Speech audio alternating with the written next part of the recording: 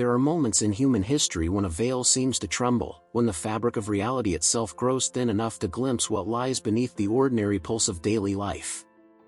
Ancient Egypt, with its monumental architecture and cryptic hieroglyphs, was not merely a civilization obsessed with death or grandeur, but one deeply preoccupied with vision not of the eyes that scan horizons, but of the eye that gazes inward, piercing through the illusions of the external world into the sanctum of hidden truth. When we speak of the third eye, we speak of this vision, a portal, a compass, a flame that illuminates the inner corridors of being. The Egyptians encoded its mysteries not in plain words but in symbols, rituals, and cosmic alignments, as if understanding that the most potent truths cannot simply be stated, they must be lived, breathed, and unlocked within the silence of one's own soul. To decode the Egyptian secret to opening the third eye is not just to examine artifacts in a museum or recite fragments of myth. It is to recognize that these fragments are mirrors, each reflecting back a part of ourselves, inviting us to awaken to a capacity we often forget we possess. The third eye is not an ornament of mysticism but an instrument of perception, a gateway that reconfigures how we interpret the theater of existence. When it opens, the world does not change, yet everything is changed. Familiar landscapes acquire new hues, ordinary encounters reveal deeper patterns, and the boundaries between the self and the cosmos seem less like walls and more like transparent veils fluttering in an eternal wind. The Egyptian sages, priests, and builders of temples did not casually choose symbols like the Eye of Horus or the serpent coiled upon the brow of pharaohs. These were not mere decorations of power, they were signposts of a spiritual cartography. The Eye of Horus, with its precise geometrical proportions, carries in its lines the story of balance, healing, and restoration. The serpent, slithering upward, represents the energy that climbs the hidden spine of being, awakening the crown where heaven and earth converge. These images whisper of a secret, that the kingdom of vision is not merely granted but cultivated, a deliberate act of tuning the instrument of consciousness until it resonates with the higher frequencies of truth. Yet if the Egyptians encoded such wisdom, why was it veiled? Why hidden beneath layers of myth, temple shadows, and cryptic ritual? Perhaps because knowledge of such magnitude cannot be handed over without preparation. To thrust the raw fire of vision into unready hands would be to risk blindness rather than illumination. So they cloaked their teachings in story, in geometry, in stone and silence. Those who were called to seek would find themselves drawn into initiation, compelled to walk the labyrinths of temples, to confront the weight of shadow and light, until they proved themselves able to hold the gift of sight without being consumed by it. To speak of decoding this secret in the present age is to acknowledge a paradox. We live in a time when information flows with abundance, yet wisdom seems scarce. We can access libraries of data at the touch of a screen, but how often do we pierce beyond surface appearances to sense the pulse of living truth? The Egyptian way reminds us that seeing with the third eye is not about gathering more information but about transfiguring perception itself. It is to peel away the layers of distraction, to silence the clamor of external noise, and to discover that within the core of consciousness lies an inner sun, waiting to rise. This is not merely an exotic relic of the past, an esoteric curiosity for seekers of mystery. It is profoundly practical, for every human being faces the same crossroads, to live asleep in the dream of appearances, or to awaken and navigate life with deeper sight. The secret of the third eye matters because it is the difference between drifting in currents not understood and steering with awareness through the tides of destiny. It is the difference between being trapped in cycles of fear and illusion or recognizing patterns as invitations to evolve. The Egyptians may have veiled their teachings, but the relevance of their wisdom pulses more urgently now than ever before, in a world dazzled by surfaces and starving for depth. Imagine, then, that this secret is not a puzzle to be solved but a seed to be nurtured. The seed lies within each of us, a dormant potential encoded into the human design, as if the architects of existence themselves left us with a built-in doorway to the infinite. To open the third eye is to water that seed, to invite it to sprout, to rise like the lotus that blooms upon the Nile, lifting itself from muddy waters toward the light. The Egyptians revered the lotus for this very reason. It is the emblem of awakening, of purity arising from darkness, of the eternal cycle of death and rebirth. And what is the third eye if not that very lotus, unfolding petal by petal within the chamber of consciousness? There is, Of course, resistance. The forces of distraction, fear, and manipulation, whether in ancient courts or modern societies, have never celebrated the mass awakening of vision. When people see with inner clarity, they are less likely to be deceived by outward spectacle, less prone to be ruled by fear or manipulated by appearances. To open the third eye is, in some ways, an act of quiet rebellion against those who would prefer humanity to remain asleep. Perhaps this is why the phrase "they never wanted you to know" resonates so strongly, because history is filled with attempts to guard, obscure, or distort the pathways of awakening. Yet secrets, once planted in the collective soul, have a way of rising, again and again, like the sun reborn each dawn upon the horizon of human consciousness. So we begin this journey not as archaeologists cataloging relics but as seekers reclaiming a birthright. We step into the corridors of Egypt not with tourist eyes but with the reverence of initiates, listening for echoes in stone, watching for the silent gaze of statues that still seem to remember, and feeling the weight of symbols carved into walls not as mere decorations but as invitations. The introduction is only the threshold. Beyond it lies the unraveling of themes, the decoding of patterns, the weaving of stories that can guide us from symbolic memory into lived awakening. To move deeper into the Egyptian secret of the third eye, we must pause and recognize that the ancients never spoke in the plain language of manuals or handbooks. Their language was the cosmos itself, the rhythm of the Nile, the alignment of pyramids with constellations, the mathematical precision of temples that echoed the very architecture of the human body. To understand their teachings, one must read not just glyphs carved on stone but the patterns hidden in creation. For Egypt was not only a civilization of rulers and monuments, it was a living philosophy, one that sought to harmonize the mortal with the eternal, the body with the spirit, and the outer eye with the inner. The first core theme is vision as restoration. The Eye of Horus tells this story vividly. Torn apart in myth, broken into fragments during the battle between Horus and Set, the eye was later reassembled, healed, and returned to wholeness. It is not simply the tale of gods clashing in the heavens, it is a mirror of the human condition.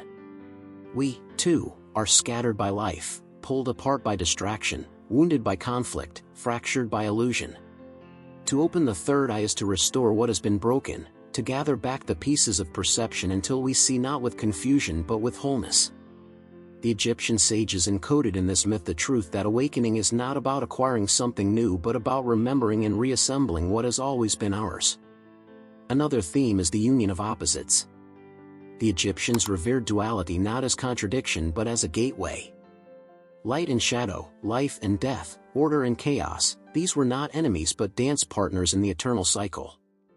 The third eye represents the capacity to see both sides without being trapped in either, to hold paradox without fear.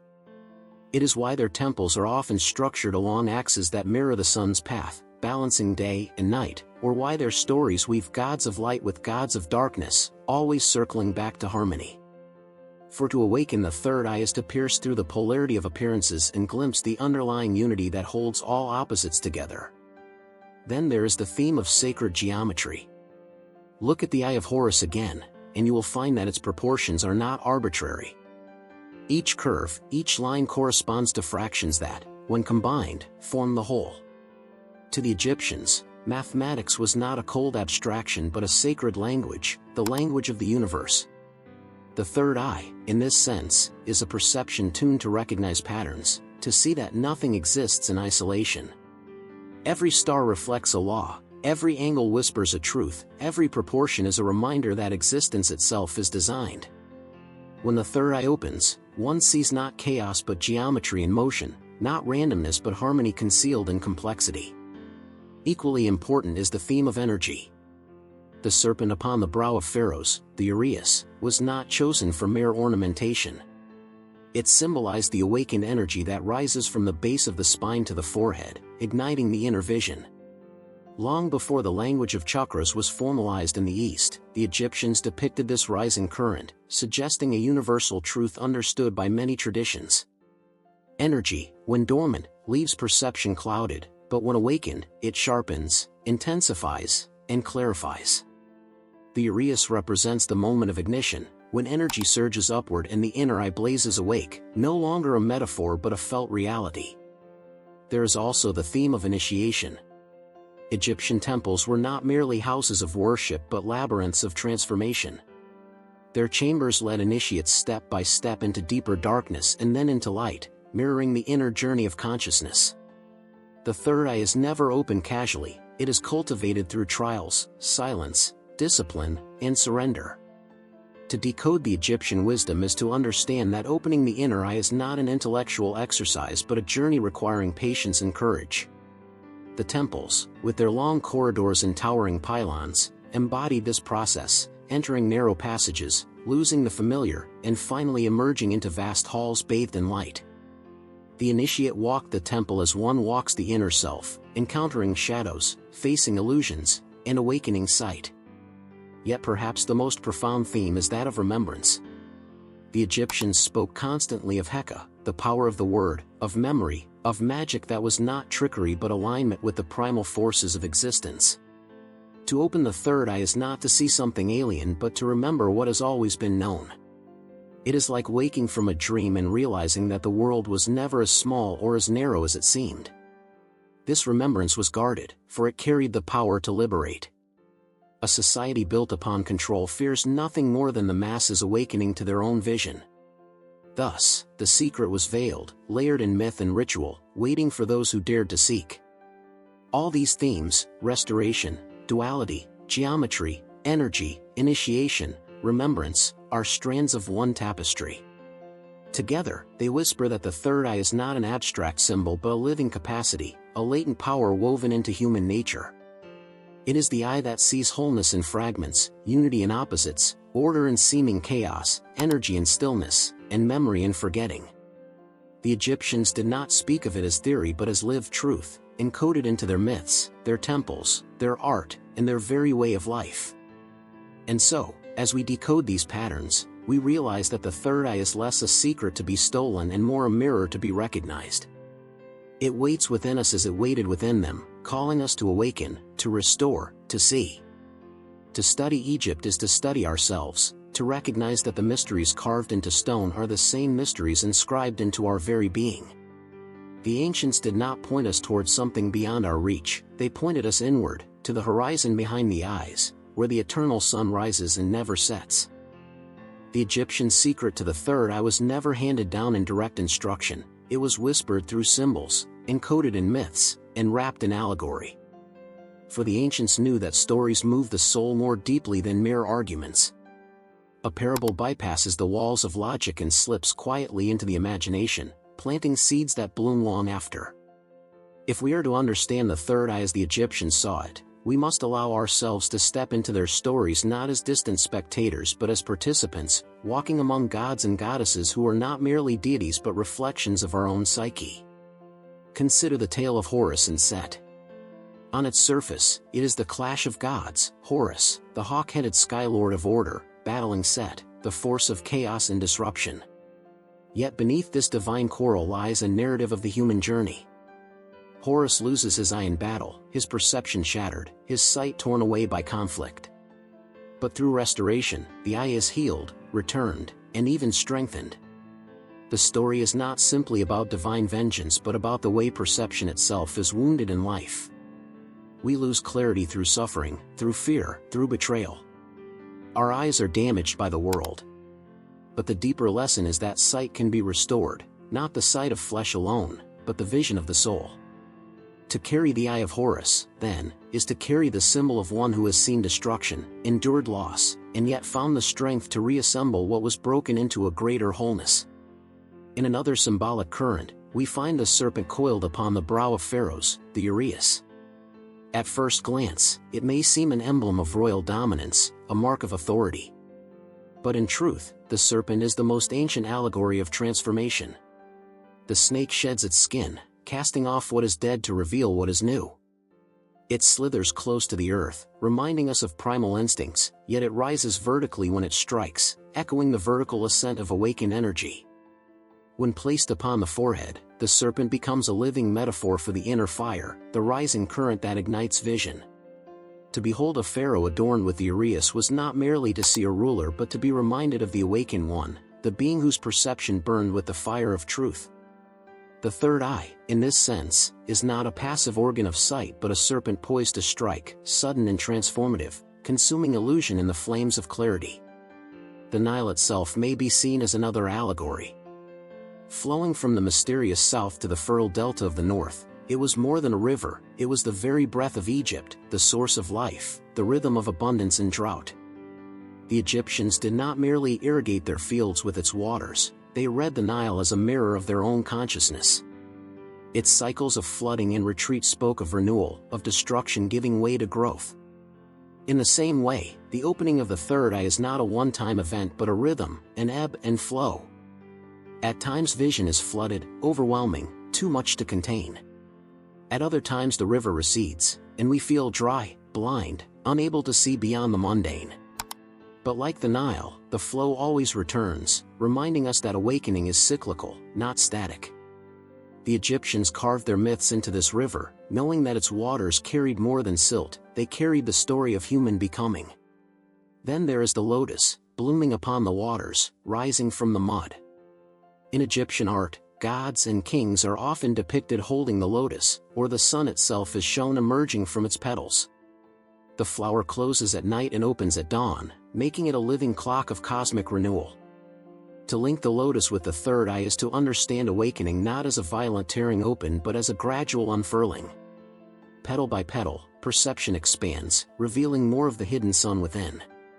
The mud of the Nile is not a hindrance but a necessity, for without the muck and density, the lotus could never root and rise. So too with human beings, our struggles, shadows, and confusions are not obstacles to awakening but the very soil that makes awakening possible. To gaze upon the lotus is to be reminded that the third eye blossoms not in denial of the world's darkness but because of it. Even the pyramid is a narrative in stone, a symbolic mountain ascending toward the heavens. Its wide base anchors it to the earth, while its narrow peak pierces the sky. The journey to the third eye follows this same geometry, broad foundations of discipline, grounding in the material, leading upward toward the single point of illumination. Climbing the pyramid is no casual stroll but a deliberate ascent, narrowing as one rises, until the summit is reached where earth and sky kiss.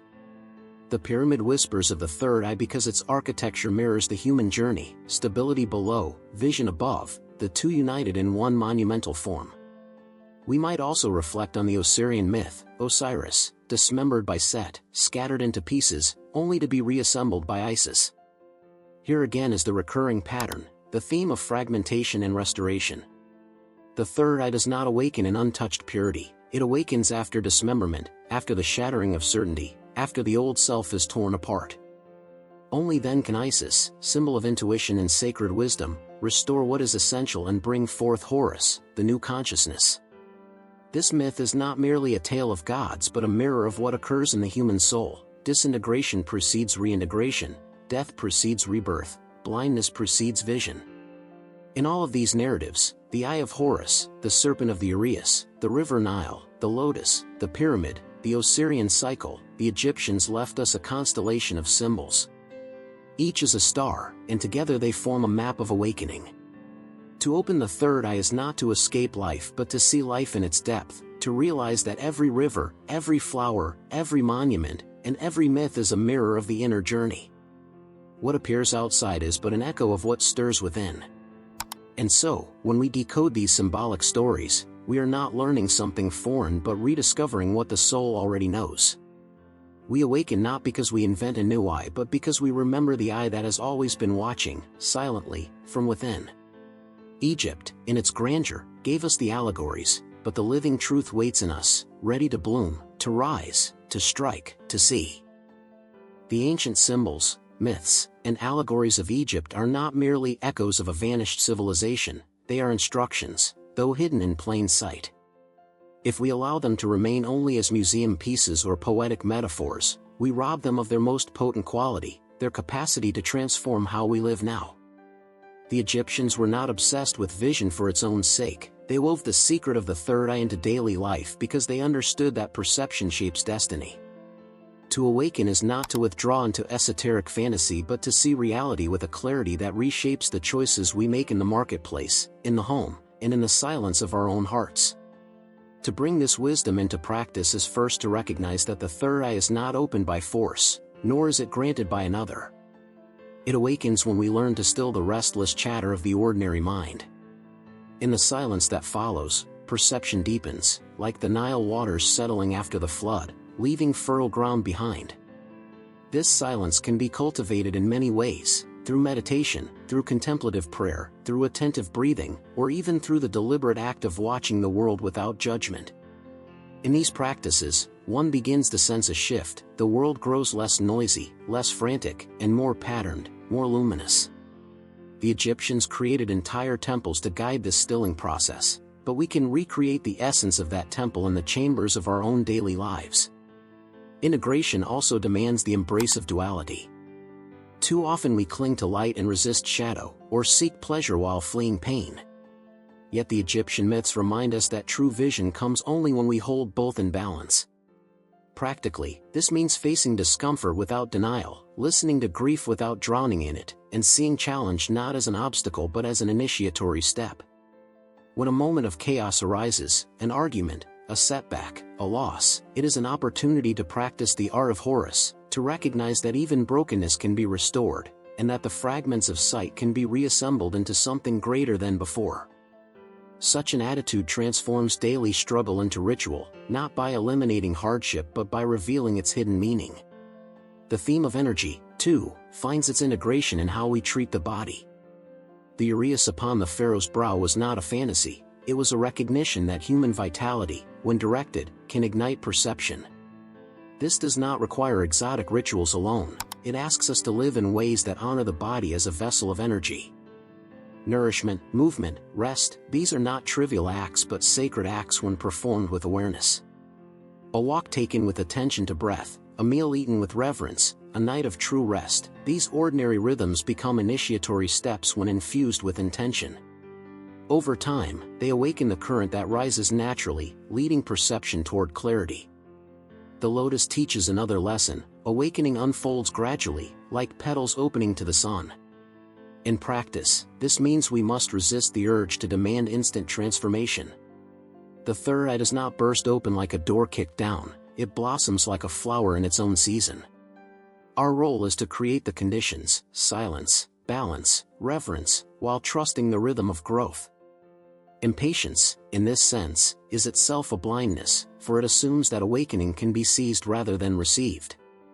By accepting that vision unfolds in its own time, we align ourselves with the wisdom of the lotus, patient, rooted, yet always reaching upward. The pyramid reminds us of structure. In practical life, vision cannot remain a fleeting experience but must be stabilized by foundation. Just as the pyramid narrows to a point only because it rests upon vast stones below, so too must our spiritual sight rest upon grounded living. To pay attention to our responsibilities, to honor relationships, to engage in honest work, these are not distractions from awakening but its very base. When neglected, vision becomes unstable, easily swayed by illusion. But when grounded, the third eye becomes not a passing glimpse but a steady light guiding us through the complexities of existence. The Osirian cycle also enters our lives with startling relevance. There are seasons when we feel dismembered, when identity, security, or meaning itself seems to fall apart. The Egyptian myth teaches that this dismemberment is not the end but the threshold. The practice, then, is not to resist fragmentation but to allow it to lead us toward restoration. In these moments, the inner Isis must be called upon: intuition, resilience, the capacity to reassemble what matters most. Practically, this might look like pausing in times of crisis to ask not, "How do I avoid this?" but "What is this breaking open for me to see?" Such a shift transforms despair into the soil of rebirth. Integration ultimately means living as if the world itself were a temple. The Egyptians did not separate the sacred from the mundane. The market and the sanctuary were woven into one continuum of life. In our world, this might mean approaching conversations with the same reverence we would bring to prayer, or handling daily tasks with the same care we might use when tending an altar. Each moment becomes an initiation, each choice a step along the path of awakening. The third eye is not for grand visions alone but for illuminating the very fabric of daily being. And finally, integration requires courage. For to see truly is to recognize illusions for what they are, and illusions are often comfortable. To open the third eye is to no longer be soothed by lies, to no longer find satisfaction in the shallow distractions offered by the world. This can feel unsettling at first, as though the ground itself has shifted. But gradually, the unsettling gives way to liberation. To see is to be free, not because the world has changed, but because we are no longer captive to appearances. When we live in this way, grounded, patient, balanced, resilient, the third eye is not a mystical abstraction but a living companion. It guides us in choices, reveals patterns where others see chaos, and shines light into places where fear once ruled. Egypt gave us the map, it is our task to walk it, not only in ritual or study but in how we breathe, how we work, how we love, how we live. To stand at the end of this exploration is to realize that we have not simply walked through ancient ruins or dusted off forgotten myths. We have been moving through a mirror, each symbol revealing not Egypt alone but the hidden dimensions of ourselves. The third eye, that luminous organ of perception, is not an exotic relic nor a fantasy of mystics, it is a seed of vision planted within every human being, waiting for recognition. The Egyptians knew this, and rather than hand the truth to the unready, they cloaked it in story, stone, and silence, so that only those who sought with sincerity would discover its light. Today, that light still flickers, not in temples alone but in the restless yearning of our own souls. The journey we have traced, the restoration of Horus's eye, the rising serpent of energy, the flowering lotus, the eternal Nile, the pyramid reaching for the heavens, the death and rebirth of Osiris, all of these are not distant tales but living parables. They whisper that every wound we endure, every loss, every shadowed night of confusion, is not a prison but a passage. The third eye opens not when life is perfect but when life is cracked open enough for light to enter. We awaken when we stop fleeing the mud and instead allow the lotus of vision to rise from it. And yet, awakening carries responsibility. To see with clarity is to no longer be content with illusion. One cannot awaken and then return to sleep without cost. The Egyptians knew that vision was transformative, that once the eye opens, it cannot be closed without consequence. For to perceive truth is to be called to live differently, to live with balance, with reverence, with awareness. This is not an escape from the world but a deeper immersion into it, a recognition that the sacred is woven through every detail, from the conversations we have to the choices we make at the smallest scale. To integrate this secret now is to reclaim the birthright that has always been ours. It is to understand that while they may not have wanted us to know, whether rulers of old who guarded mysteries or modern powers that thrive on distraction, the truth cannot be permanently hidden. Light, once glimpsed, has a way of spreading. Vision, once awakened, has a way of multiplying. We are each carriers of this seed, and when we dare to nurture it, we not only transform ourselves but shift the collective sight of humanity. The transformational call, then, is not grandiose but profoundly intimate. It begins with stillness, learning to hear the silent pulse beneath the noise. It deepens with courage, choosing to face shadow without fleeing. It flowers with patience, allowing perception to unfold in its own rhythm. And it matures into service, using vision not to escape life but to illuminate it for others, to bring clarity where confusion reigns, to embody truth in a world so often dazzled by lies. Imagine a world where more of us lived with this awakened sight. Where decisions were guided not by fear but by clarity, where conflicts were not endless battles but opportunities for restoration, where each person saw not only with their eyes but with their soul. Such a world is not fantasy, it is the latent possibility seated in humanity from the beginning. The Egyptians, in their myths and monuments, were reminding us of what is possible. They built not only for themselves but for us, carving into stone the memory of awakening so it would not be lost, so it would outlast empires and speak to us across the deserts of time. The invitation is clear. Open the eye within. Restore what has been broken. Let the serpent of energy rise. Trust the lotus of your own becoming. Walk the pyramid of your life with steady steps. And when you are dismembered, let Isis within you reassemble what is essential. This is the path, timeless and universal, hidden yet always waiting. We are the inheritors of this secret, but more than that, we are its living expression. The third eye is not a symbol etched into stone, It is the sunrise that breaks each day within our own consciousness, if only we dare to watch it. Egypt did not give us a locked box of mysteries, it gave us a mirror, and in that mirror, if we gaze long enough, we discover that the secret has always been ourselves. So let this not be the end of a narrative but the beginning of a practice. Step from this reflection into your life with a new gaze. Look again at what you thought you knew. See beyond appearances. Remember what was forgotten. And in doing so, become what the Egyptians hoped their symbols would one day awaken, a human being who sees clearly, who lives truthfully, who walks the world as a bearer of light. The journey of decoding is complete, but the journey of becoming has only begun.